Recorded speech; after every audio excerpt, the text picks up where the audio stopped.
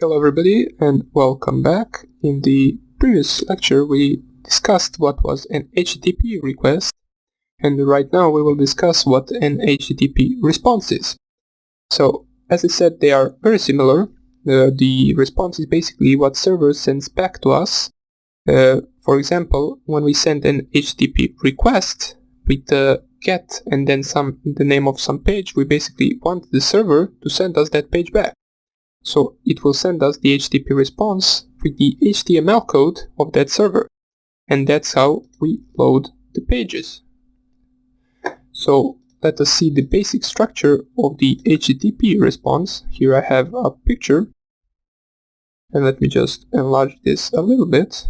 As we can see right here, the upper part is the header of the HTTP response.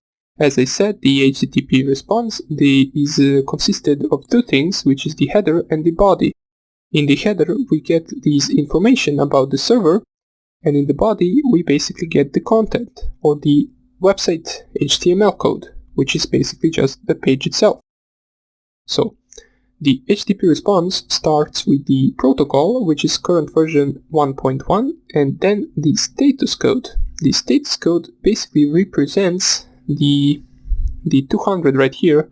As we can see, it represents that the operation was successfully done. Now you can also have some of the other codes right here. For example, if the number right here starts with 4, that means that you have a certain error in a request. If the number right here starts, for example, with 5, there is an error, but this is not an error on the client side, this is an error on the server side. So the 400 and then some number is the error in the request side or on the client side, and the 500 and then some number is the error on the server side. Also, as I said, 200 means that operation was successfully done, and the 300 means redirection of the website. So for example, you try to visit some of the website and it redirects you to another website. That will be specified with the status code of 300 and something. Now there are some of the things that we need to remember right here. The date doesn't really matter to us that much. The server is basically important since it gives us the version of the version and type of the server itself. As it says right here, it is Apache 2.0.63 Unix, and it is useful for us attackers because we basically get the version of the server and we can use it, just paste it in the Google and try to find any specific vulnerabilities for that version. So today some of the websites even leave out this option right here in the HTTP response just because it is so valuable to the attackers, but most of them still have it. So we will be using this option as well in order to try to find and gather some of the other vulnerabilities for that specific version of the server. The next thing we are interested in is a thing that isn't really specified in this HTTP response, but it is basically a set minus cookie option. It is the server that is setting a cookie value for ourselves. So it is basically sending a cookie value that it assigned to my machine in order to track my session. So it is also an important thing. Here you can see that the header and the body response is divided by this blank line. So you don't need to remember it like that. You can basically just remember it as in the content or in the body of the response it will be an HTML code, which is easy to recognize with these arrows. It basically always begins with these arrows and closes with these same arrows, so you will easily know what the HTML code is. Now that's some of the things that you need to know from the HTTP response, but before we continue, there is another thing that I want you to know, which is the HTTP methods available. The methods are basically, let me just open my virtual machine, let us just log in. Now, we covered one method already in our first HTTP request video. We covered the get method. So basically, when I type the google.com or let's say facebook.com, I sent an HTTP request with the GET method, which basically just requested from the server this page. Now, there are a few other methods, for example, post, head, trace, put, delete, options. Those are all bunch of the methods that you can send to the server. The most important for us would be the GET method, which we already covered, which is just requesting the website, and the POST method.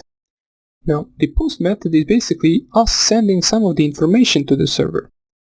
Now, you might be asking what kind of information do we want to send? Well, a simple example would be us sending a username and password. It is done with the POST method. So let me just open up the picture again. So we open the request header, and here we can see the GET method. Now, instead of the GET, if we did a POST request, it would type here POST. So basically just POST. So the POST request would be if we, for example, on email type here anything and pressed here log in, this is us sending a POST request.